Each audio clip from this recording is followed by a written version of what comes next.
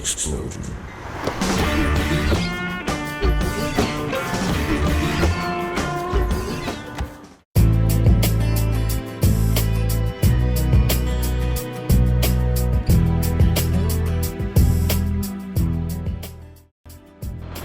My name is Destiny Takon.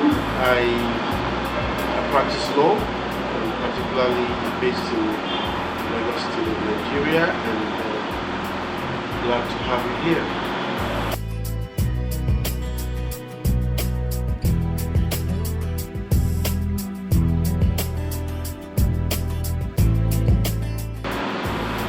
Opinions are divided as to exactly what should be our priority as we speak.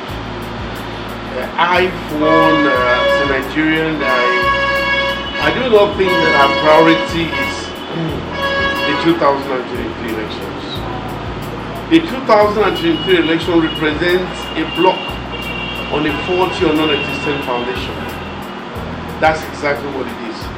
And there are lots of Nigerians who share my view because the inequities, the structural imbalances, and the absolute failure of governance that we have in Nigeria today would continue if we do not stop and think and address them before the 2023 election. That's why I say it's just a block on a faulty non-existent foundation.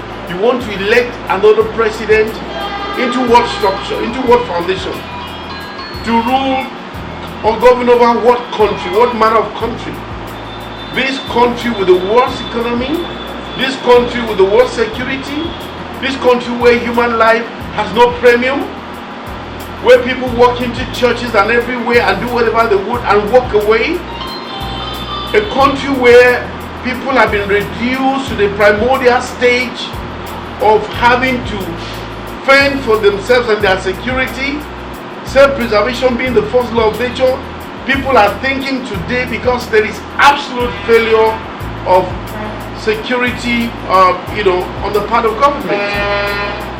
Just about yesterday, I posted on my Facebook platform a governor in the south, particularly the governor of Akwa Ibom State, weeping virtually, crying how that the vigilante in his state were able to arrest some people who ordinarily, if they had succeeded in creating mayhem, would have been tagged bandits or headsmen or whatever. A sorry password of this government for the state-enabled violence that we have all over the country. And after they were arrested with several AK-47 rifles, the commissioner of police called and asked that they be released at once. Where does that happen? It is only in Nigeria under the present administration of General Buhari that was seeing that it is very, very clear. The body language of this government is that terrorism has taken its seat at the very helm of governance in our country. So that shouldn't be the priority. 2023 elections shouldn't be the priority.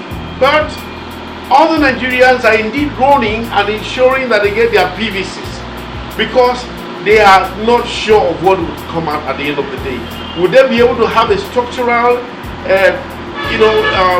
repair, or the structure of the country and the injustices attended to before the 2003 elections? And if they are not, they are going for the PVC. That's why I say it's the way it is.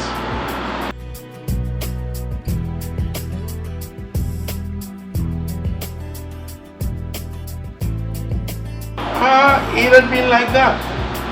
It was so in 2015, it was so in 2019.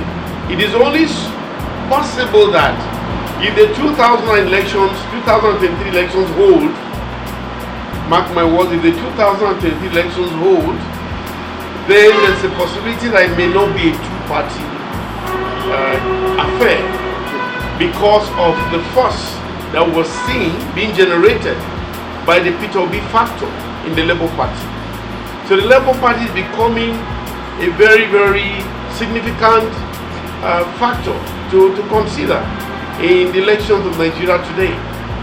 So we have a tripod, as it were now, Labour, PDP and APC, because indeed Peter Obi appears to be gaining grounds every day and representing hope for Nigerians who do not appear, who have lost hope in the two parties which have so far held sway, or who have commanded the reins of governance in Nigeria.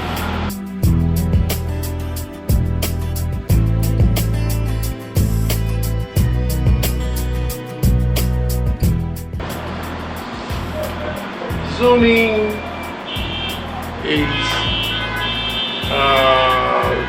a festering ground for mediocrity. Zoning is a festering ground for nepotism and religious bigotry. Zoning, as we have seen under this administration, it is my view as a Nigerian on my station in life that no government before this has ever been as bigoted, as partisan, as mediocre. It is my view that even though the Supreme Court had to qualify this president by saying he qualified imminently by affidavit. So I hope that we would have learned lessons that we don't allow people to qualify again imminently by affidavit. It is time we started putting round pegs in round holes. When you bring a man who does not have a secondary school certificate and make him president, why do you expect him to turn the country around? What does he understand about the economy? A man who has been a patron to Boko Haram and a patron to Mieti Allah, what do you expect will happen when he becomes president? So I'm not surprised for the things that are happening, because on several fora, I said things about what will happen if General Buhari became president. And those things are happening today. I said things about what will happen in his second term if he's declared winner, and those things are happening today. And it's very saddening. So it's just about time that we got our act right and get our priorities right, if we indeed hope for a different Nigeria, a different future for our children and our posterity.